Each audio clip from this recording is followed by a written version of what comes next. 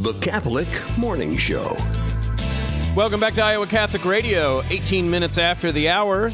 We're grateful you're making a Catholic morning show morning of it all. I'm your host, Bo Bonner, with Matt, who's got the news covered, and Alexia checking the weather and the boards, and you're here listening, and that makes us happy. Not tomorrow, later today on the show.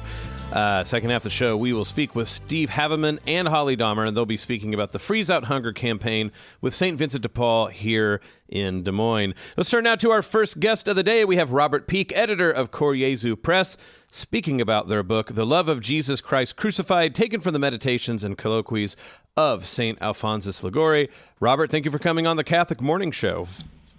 Thank you for having me. So just for folks who might not know, so the book, The Love of Christ, of Jesus Crucified, is by St. Alphonsus de Liguori, edited by Reverend Eugene Grimm. This is, as it were, a republication of a classic work. So could you explain to people what they have in store if they would get this book? So this is originally collected from a larger work, the Passion and Death of Jesus, and then a secondary work of St. Alphonsus, Darts of Love. So in it you have, honestly, personal meditations that we know St. Alphonsus used himself throughout his life to cultivate a continual love of Jesus crucified within his heart. Now, St. Alphonsus, for people who might not be familiar with the name, they probably have ran into multiple devotional material of which he was a superb creator. You think of very popular Stations of the Cross, very popular renditions and meditations on Christmas, for instance. Part of his sort of central role as a redemptorist is, he did so many things, like even canon law, for instance. He and moral theory. He's this genius in this regard. But he has such an output of work when it comes to the popular piety of that sort of time period. What is it about Alphonsus Liguori that lends to these popular devotions and has increased popularity through the years?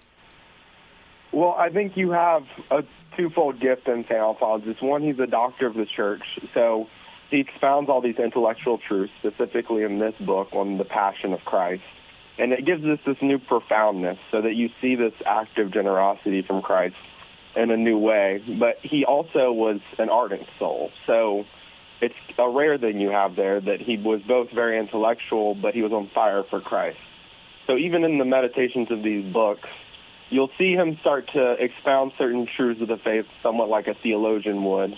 But I think he allows it to culminate in its natural end in a sort of vulnerability on his part that he allows the heart to take hold of the colloquies at the end, and it really captures you and allows you to love Christ. So when you get into this book, and of course this is timely, this is a perfect book to consider for Lent, for instance. What are people, what will the chapters break down? How will this look like? How will this, as you say, become a devotional aspect and not, as it were, just an informational read? So he really breaks it down almost as a history. He goes through the narrative of Christ's life in order, and at least in the first part, and then Darts of Love is commentaries on Scripture. But I think to answer your question more exactly, as far as devotion goes, St. Alphonsus makes it clear in the introduction that there's no easier means to perpetually loving Christ than a devotion to Jesus crucified. He really has a twofold motive in this book. One is to hate sin, and the other one is to love Christ, which really he lays out as one and the same motion. If you just have Christ crucified perpetually living in your heart, which he says in the introduction, you really... He wouldn't have considered anyone having done anything unless they have Christ crucified perpetually in their hearts. All hard things really become easy, is his opinion on the matter. And so what would be a better thing than to make our devotional life and our striving for loving Christ easy, because we just understand and really appreciate what he's done from us. So for Cor Jesu, as the press, of course, of this has come out, many of the books are reprints, but as you guys sort of say at the head of your website, the goal is to reclaim what was lost. So what's the sort of editorial mindset there? I mean, that says a lot, but, what does that mean that you went out and found and tried to, sort of introduce to people that might have fallen out of favor? And how does this book sort of embody that editorial claim?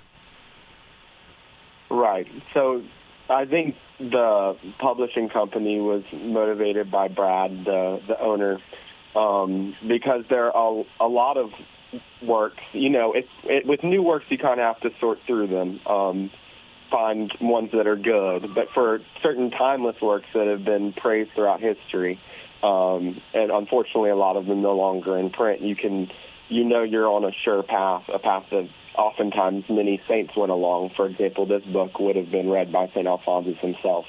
And I think also, so to reclaim those books that we know have done good by people and form them into the sort of people we would like to be for Christ.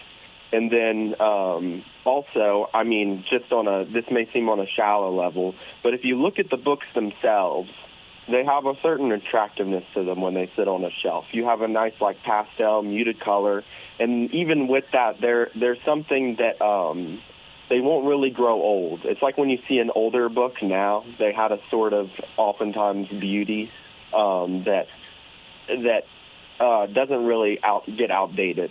So one thing is, when someone who may be away from the faith or something like that sees it sitting on a shelf, there's immediately an attraction, which may have started on a shallow level, but and even down to just everything about the formatting and the layouts of the book, everything's to kind of capture one, a readability, but two, something old that's been lost, both in the text and in the way books are made.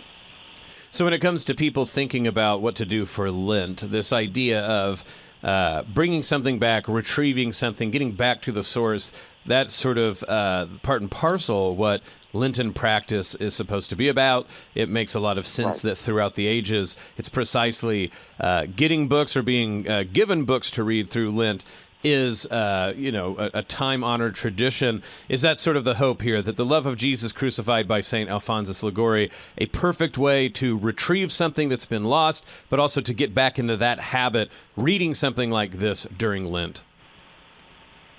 Absolutely.